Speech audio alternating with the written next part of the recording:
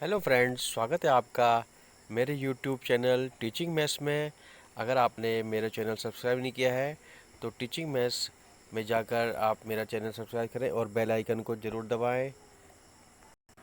आज मैं NCERT based कक्षा 10 के लिए अध्याय 6 समरूप त्रिभुज बच्चों को पढ़ा रहा हूँ, जिसमें कि समरूप त्रिभुज की आकृतियों को समझाया जाएगा। जैसे कि आप देख सकते हैं, समरूप त्रिभुज में आपको कुछ ये आकृतियाँ दिखाई दे रही हैं। तो ऐसी कोई भी आकृतियाँ जो दिखने में बिल्कुल समान होती है, एक जैसी होती हैं, और परंतु हो सकता है उनका साइज़ अलग अलग हो, तो वो समरूप आकृतियाँ कही जा सकती हैं। जैसे कि आप देख रहे हैं, ये देखिए, ये सर्कल है। ये सर्कल कोई छोटा है कोई बड़ा है, लेकिन सर्कल क्योंकि एक ही जैसे होते हैं तो ये सब समरूप आकृतियाँ हैं। ऐसी आप यहाँ देख रहे हैं, ये हमारे पास वर्ग टाइप की आकृतियाँ, स्क्वायर, ये छोटी है बड़ी है, लेकिन हैं ये वर्ग, तो इसलिए इनको समरूप आकृतियाँ हम कह सकते हैं। ऐसे ये ट्रायंगल आप देख रहे हैं, न्यूनकोण ट्रायंगल है, ये न्यूनकोण त्रिभुज, तो ये सब समरूप आकृतियों के अंतर्गत आता है। समरूप आकृतियों के अंदर आकार समान नहीं रहता है, रह भी सकता है और नहीं भी रह सकता है। कहने का सीधा है कि छोटी बड़ी आकृतियाँ हो सकती है, परंतु दिखने में एक जैसी होती हैं। वैसे सभी त्रिभुज समरूप नहीं हो सकते हैं, परंतु सभी प्रकार के समबाहु त्रिभुज, सभी प्रकार के समकोण त्रिभुज, इस टाइप के जो है वो समरूप हो सकते हैं। तो समरूप त्रिभुज या समरूप कोई भी आकृतियाँ दिखने में एक समान हो सकती हैं। तो समरूप के आधार पर हम लोग प्रश्नावली 6.1 की स्टडी कर रहे हैं। इसमें रिक्त स्थानों को भरना आता है। तो पहला जो आप रिक्त स्थान देख रहे हैं वो है कि सभी व्रत किस प्रकार के हो सकते हैं, सर्वांगसम या समरूप। जैसे कि मैंने आपको समझाया भी था कि समरूप आकृतियाँ छोटी बड़ी हो सकती हैं, परंतु एक जैसी दिखाई देंगी। तो सभी व्रत क्योंकि गोलाई में होते हैं, सर्कल, तो इसलिए वो समरूप हो सकते हैं। तो यहाँ भरा जाएगा समरूप।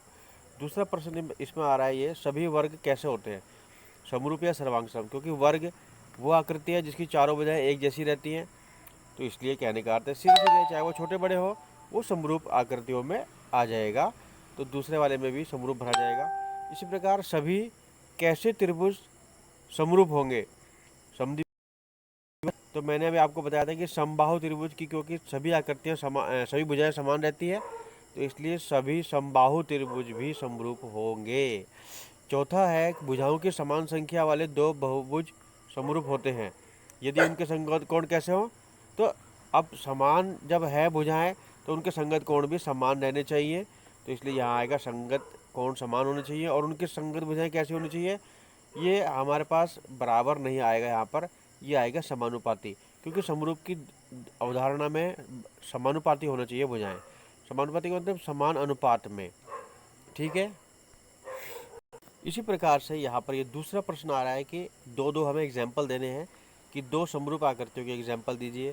तो समरूप आकृति है, जैसे मैंने आपको आप कह सकते हैं दो वृत्त जो अलग अलग त्रिज्या वाले हो, एक की त्रिज्या 5 सेमी हो, दूसरे की त्रिज्या 7 सेमी हो, तो भी वो समरूप होगा। दो समबाहु त्रिभुज जिनकी भुजाएं अलग अलग हो, एक 4 सेमी भुजा का समबाहु त्रिभुज, एक 8 सेमी भुजा का समबाहु त्रिभुज।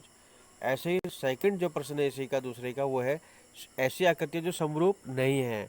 तो समरूप आकृतियाँ कौन सी नहीं हो सकती हैं, जो अलग अलग हो। जैसे एक वृत्त के साथ एक त्रिभुज ले लीजिए, या एक आयत के साथ एक वर्ग ले लीजिए, कुछ भी आप कह सकते हैं। अगर आपको समरूप त्रिभुज की अवधारणा समझ में आ गई है या समरूप आकृतियों की, तो आप ये प्रश्न आसानी से कर सकते हैं। तो इसके आधार पर हमने 6.8 का अध्ययन किया, ये आप समझ लीजिए और ध्यान दीजिए बिल्कुल। Thank you very much.